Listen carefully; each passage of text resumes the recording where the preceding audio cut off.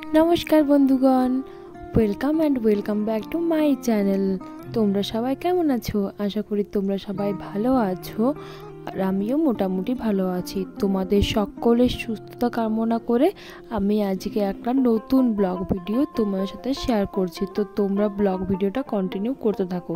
আজকে সকাল থেকে ওয়েদারটা খুবই মেঘলা ছিল, একেই শীতকাল, তারপর এই মেঘলা ওয়েদার ভালো লাগে কি বলো? মোটেই ভালো লাগছিল না। এই মেঘলা ওয়েদারের জন্য ঘুম থেকে উঠতে একটু লেটেই হয়ে গিয়েছিল। তো উঠে পর আমি বিছানাপত্রগুলো সব গোছ করে নিচ্ছিলাম।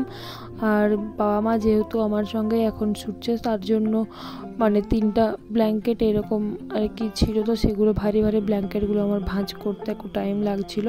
তো আমি ব্ল্যাঙ্কেটগুলো আজকে ভাঁজ করে নিচ্ছিলাম। আর অন্য দিন রোদে দিয়ে, আজকে যেহেতু রোদ ছিল না তার জন্য আর রোদে দিইনি, ব্ল্যাঙ্কেটগুলো ভাঁজ করে আমি রেখে দিয়েছিলাম। তারপর চলে গিয়েছিলাম আমার গোপাল সোনার কাছে। গোপাল সোনাকে ঘুম থেকে তুলে নিয়েছি।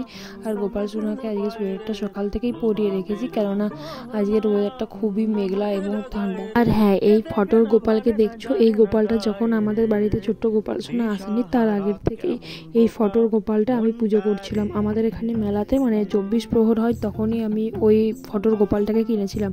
তো আমার গোপালকে ঘুম থেকে তুলে আমি একটু গোপালকে জল খাইয়ে নিচ্ছি। এই ঠান্ডা ওয়েদারে আমারও কিছু ঠান্ডা লেগে গেছে, তো ওই জন্য গলাটা আমার ভাঙা ভাঙা লাগছে আর ভয়েসটাও অন্যরকম লাগছে। গোপালের এই সোয়েটারটা টুপিটা আলাদাভাবেই কেনা হয়েছিল, মানে আমি অ্যাকচুয়ালি ম্যাচিং করে কিনিনি, কিন্তু সাডেনলি এটা ম্যাচিং হয়ে গিয়েছিল।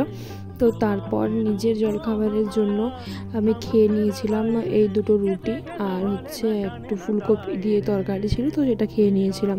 আর তরকারিটা কালকে রাতের থেকেই ছিল, সেটাকে গরম করে খেয়েছিলাম। আর এই দেখো আমাদের বাড়িতে ন্যানে, এর নাম হচ্ছে ন্যানে।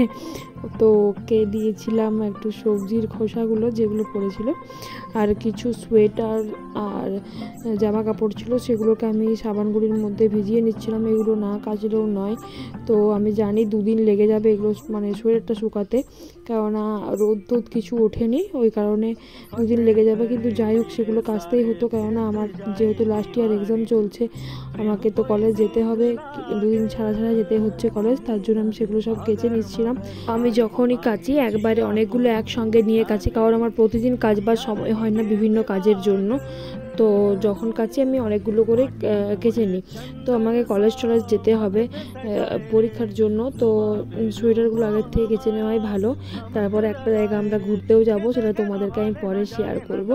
তো আমার স্নান টান হয়ে গেছে, আমি স্নান টান করে চলে এসেছি আরও পুজো করার জন্য, মানে গোপালকে সেবা দেওয়ার জন্য। এই ফুলগুলো এনেছিল আমার ছাত্রীটা, তার সঙ্গে আমিও নিজে কিছুগুলো ফুল তুলেছিলাম। আর গোপালকে আজকে যেহেতু খুব ঠান্ডা হয়ে যাচ্ছিলো, গোপালকে আমি স্নান সেরকমভাবে করাইনি। গোপালকে আমি একটু ভিজে গামছা দিয়ে গাটা মুছিয়ে নিয়েছিলাম, তারপর ওর ড্রেসটা পাল্টে খুব শৃঙ্গার করে দিয়েছিলাম। আর ওকে চন্দন দিয়ে তুলসী পাতা দিয়ে ও মানে গোপালকে অর্পণ করেছিলাম, চন্দনের সাথে তুলসী পাতা।